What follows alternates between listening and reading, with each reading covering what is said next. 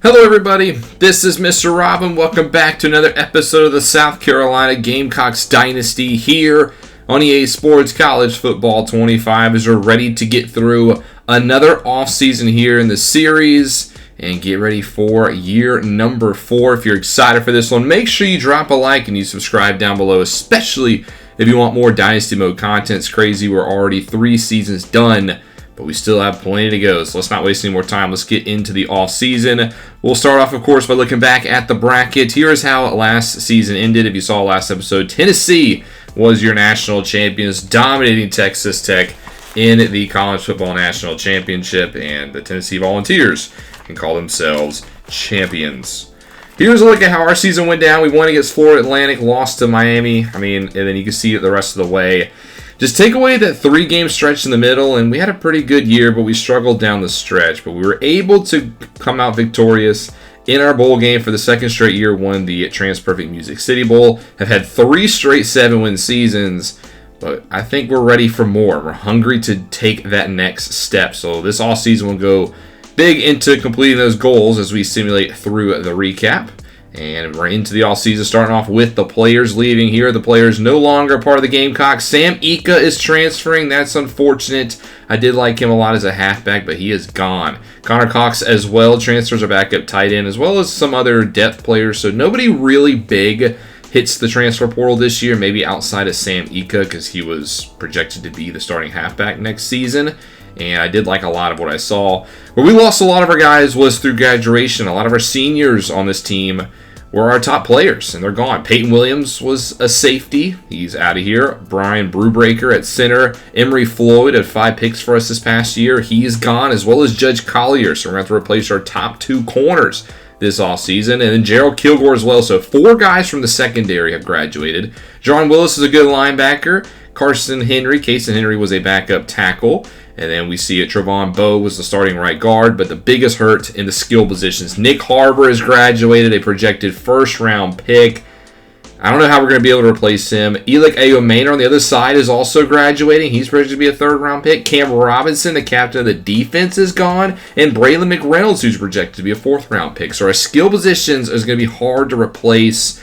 But we got to somehow get through it. And then we're also losing Caden Curry, who is the best defensive player in the nation at times this year. And then Donnelius Johnson as well. So a lot of players to sort of replace for these Gamecocks. Here's how the draft went. We actually had 6 players get drafted, which is pretty impressive, including Harbor going in the first round. But it's time to replace them. Let's head to the recruiting part of the offseason, the meat and potatoes of this episode. Here's a look at the class we have so far. We have 1 5-star in middle linebacker Perkins for the second straight year. We get a 5-star middle linebacker. And you can see we've gone heavy in the trenches this year. The majority of the guys that we've signed have been on the offensive and defensive line as we look to improve those games. And we have 2 guys that are currently uncommitted who are freshmen, a quarterback, and a wide receiver. So let's head to the portal, shall we? Starting off, 4-star defensive tackle Vic Burley, who played last year for Appalachian State. He has interest at number 1 for us, so of course we're going to put him on the board. As well as 4-star corner DJ Porter, who played last year at Jacksonville State. He would be a great replacement in the secondary, so we're going to give him a scholarship.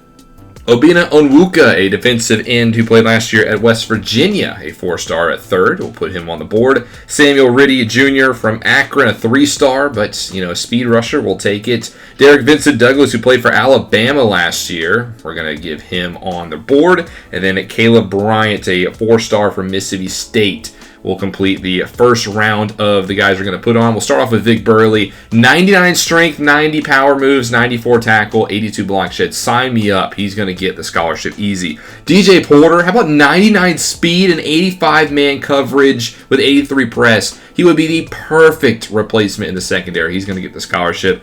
Obinna Onwuka, pass rusher, 82 finesse. Yeah, he will get the offer as well.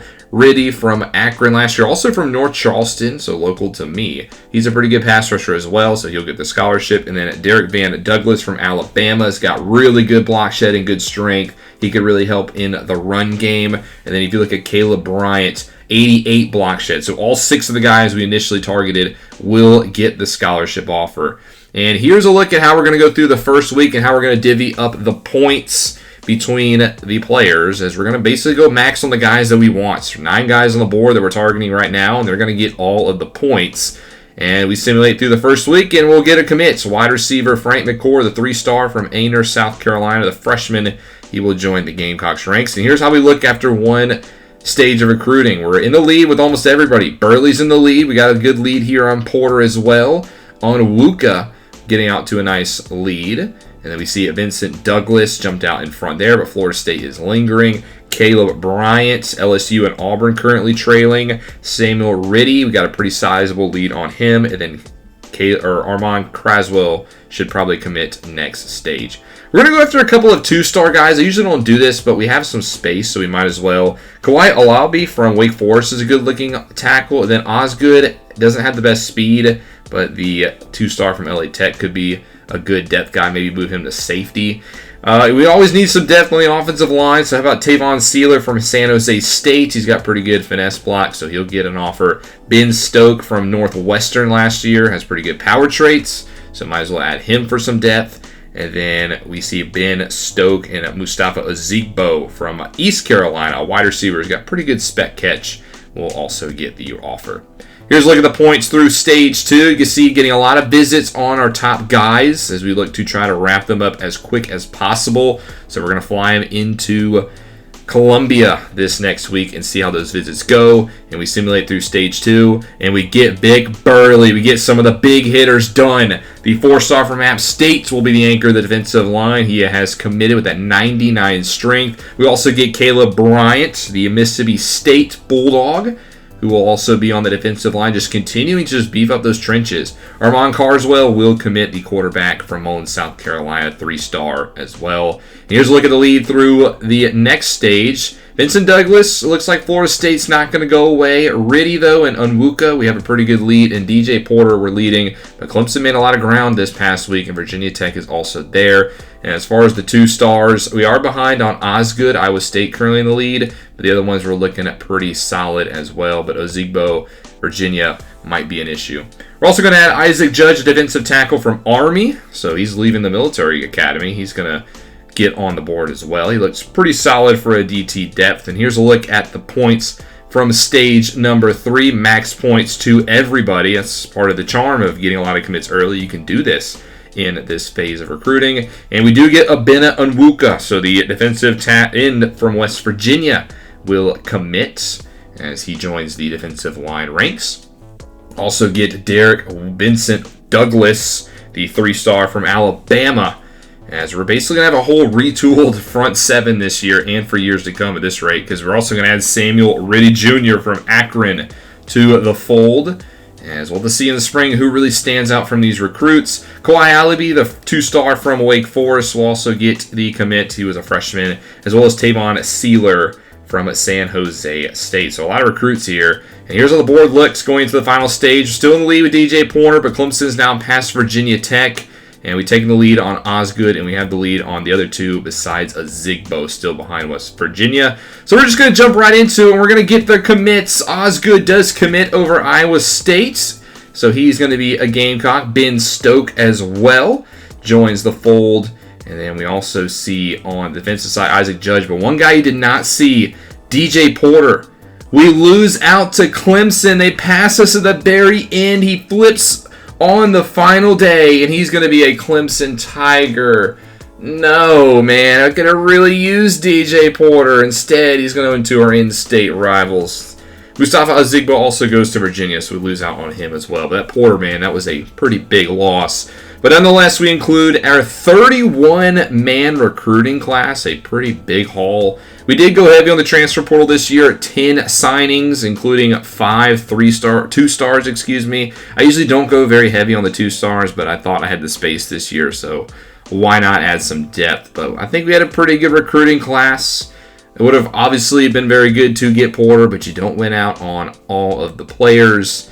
And instead, we'll just take the guys that we can get. I think we got some good guys here. Obviously, emphasis on the lines. I think that could really go far for us as we get the 13th best class in the country, which is good for 7th in the SEC. That's how competitive this conference is. Now, one of our guys, Connor Cox, one of our transfers, he went to Southern Miss. I'll have to figure out where Sam Ika went in the next episode. I couldn't really find him off the rip. But here's where the top transfers went. We went pretty good. We got 2 of the top 5 guys from the transfer portal. As you can see, a lot of Big Ten schools as well. Penn State had a really good offseason. They had another one there. And you can take a look at the top 25. The top quarterback from Tulsa was Kirk Francis. He's going to Oklahoma. So coming to our conference. And then Julian Saban from Ohio State had some good schools offering, and he's going to go to the University of Southern California. DJ Porter was the big one. Here's a look at the top classes around the country. Penn State comes in at number 1 with 6 5-stars, followed by Miami. The Hurricanes have done a very good job of recruiting in this series, and we will see them in this season when we travel to their place, as Clemson ends up in 16th. Alabama down to 21. That's kind of interesting. And then USC will round out the top 25.